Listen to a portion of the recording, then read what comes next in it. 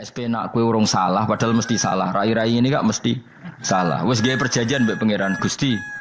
Dalam perjanjian dong, ya apa? Setiap saat saya salah langsung sepuro. Mohon buatan usah istighfar malih, mohon niki, mohon niku. Deal, soalnya deal ini. Lah itu ngendikan kanjeng Nabi senyum-senyum senengnya ra karuan. Dan setiap itu dibaca oleh umatku, Allah sudah jawab qala na'am. Jadi Rabbana la tu'akhifna in nasina aw akhtana. Terus qala Allah menjawab na'am. Terus Rabbana wa la tahmil alaina isron kama hamaltahu 'alal ladzina min qablina. Allah menjawab na'am. Sampai terakhir wa'fu anna Allah jawab na'am. Kemudian para kiai itu punya kiat supaya umatnya itu hafal itu. Pun kalau terang kiamat, soal kiamat itu seru sandelok. Kiamat itu doh seru sandelok. Anjing ben kiamat itu semua orang dihisab, termasuk sampean-sampean bareng dihisab. Pertama sing dijaga jelas salat. Jadi kalau masalah ibadah mahdoh itu salat, nah masalah sosial itu asal tidak saling bunuh. Terus kalau terangkan ya, terus ngendikane Rasulullah sallallahu alaihi wasallam ngendikane la yazalul mar'u fi fushatin min dini malam yusib daman haroman. Bapak malih ya. La yazalul mar'u fi fushatin min dini malam yusib daman haroman. Seseorang itu boleh serilek-rileknya dalam beragama asal dia tidak punya masa lalu mengalirkan darah yang terhormat. Kamane cara Jawa ora tau mateni wong, ora tau mateni wong, ora tau mateni wong mukmin utawa ora oleh mateni wong sing muahad atau mustaman. Ya ada aturannya lah. Jadi kalau sampean urip ra tau mateni wong iku wis secara beragama iku rileks karena fifus satin minti. Nah tentu mateni itu ada banyak sebab, diantaranya fatwa yang ekstrim. Sehingga ulama dulu itu senang diguyon sampai keterusan saiki. Jadi kabeh wong alim khase sering guyon karena memang menghindari omongan penting. Kenapa? Karena sekali omongan penting ini kadang yu'addi ilal fatwa kita qotol. Takutnya fatwa itu ekstrim, kemudian saling apa? Saling bunuh. Sehingga masyhur itu ada pepatah bahwa statement ulama atau kolamul ulama, penanya ulama itu ahaddu minas sayf, lebih tajam ketimbang apa? Pedang, karena bisa menimbulkan macam-macam. Sehingga dulu banyak ulama kalau bab jinayat itu sudah tidak mau baca bab jinayat. Jinayat itu karena ya takutnya fatwanya itu ekstrim. Ada beda zaman Nabi itu kan enak ya. Sing Kanjeng Nabi mesti bener ya. Musuhnya Abu Jahal CS mesti salah ya. Tukaran saiki wis gak seru. Tukaran mbek kowe repot. Masih aku musuh sampean iki sowe bener sampean. Wong ora tau urip ora tau seneng mbok musuhi ku piye ngono dadi. Kan gak penak. Jajal misalnya kiai tukaran mbek santri. Wong mesti kan normalnya bela kiai ini mergo luwih alim luwih bener. Tapi kan cara pandang, lah iya sing bener kok mau ngalah kan. Iso wae sing disalahno pangeran iku sing saiki wong tuwa tukaran mbek anak, kira-kira wong nyalahno sapa? Ndak orang tuane apa anake. Cara kowe dadi hakim. Wong tuwa kok wani anak, kualat ngono ya lucu. Ini kan anak kok wani wong. Tapi wong tuwa kok wani anak, wong tuwa model opo? Terus anak wani wong tuwa ya anak model opo? Ya model milenial model. Tapi potensinya itu sama-sama salah. Sehingga ulama itu mulai dulu itu menghindari. Ngendikan penting itu menghindari. Karena ya tadi takut fatwa itu. Saya ulang lagi ya. Jadi seseorang itu selonggar-longgarnya dalam beragama asal tidak pernah membunuh. Tidak memburu darah yang seharusnya tidak terbunuh. Terus kalau masalah ibadah itu Allah ngambilnya sholat. Awwalu ma yuhasabu bil mar'u napa? As-sholat. Pertama yang dihisab itu sholat. Jika sholatnya lolos, maka hisab yang lainnya napa? Ringan. Gempon ngoten. Terus ada hisab-hisab yang di kula waca mungkin sampean iso ngantisipasi hisab. Nah, jadilah tazulu qadama Adam atau qadama ibni Adam yaumal qiyamah hatta yus'ala an arba'in.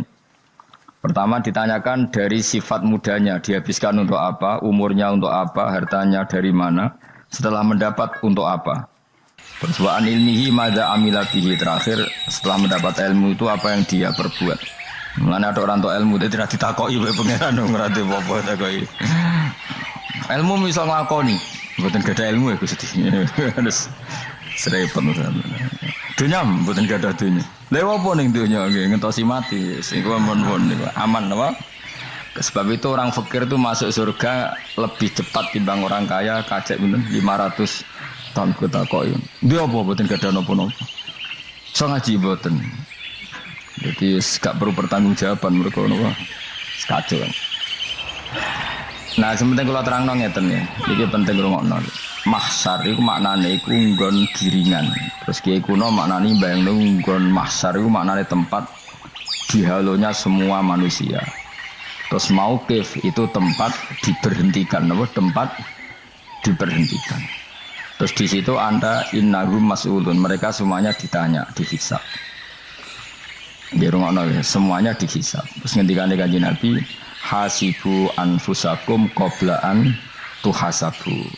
Menghisablah diri kamu sekarang sebelum kalian semua dihisab.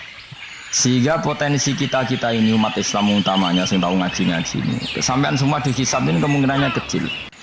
Karena ketika kowe ning donya sampean sedanteni kan biasa wis donga robbana zulamna anfusana. Jadi ya Allah, saya ini benar-benar mendolimi diri kita sendiri. Karena tujuannya hisab itu taubeh. Taubeh itu mempermalukan mereka di depan umum.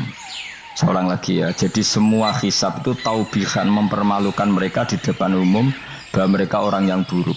Sementara kamu di dunia sudah sering ngaku orang buruk. Selain ya wis wong akeh maksudnya ini kan.